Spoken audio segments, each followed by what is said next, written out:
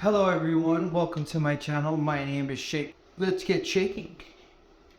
Today we will be talking about the science of infusions and how to incorporate flavors. We have a lovely bottle of Jose Cuervo here.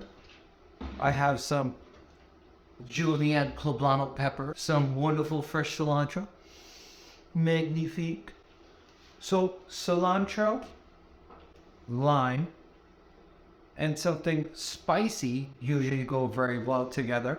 They all pair very well because they have similar aroma characteristics. And what we will be doing is batching the aroma characteristics with one another and infusing it into our bottle of tequila.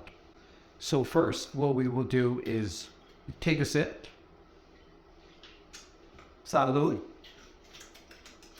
I already put enough poblano pepper in there, if you can see that. All right, it takes about 48 hours to infuse it, but what I'm going to do is I'm going to put some here. We're just going to add these poblano peppers into there, right? Just like so. Very simple. I'm going to go ahead and incorporate our cilantro inside. Now, it's very important that the cilantro only stays inside the tequila for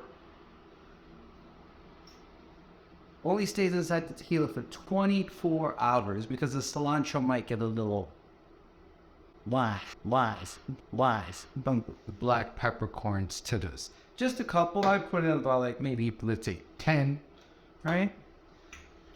You let this sit for about 24 hours, come back to it, right? If you want it more peppery, 48 hours.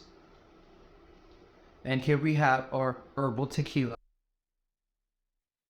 Now we can use this tequila for many things. We can use it for margaritas, we can use it for Bloody Marys, but for that, you're gonna have to stay tuned. Like, subscribe, comment.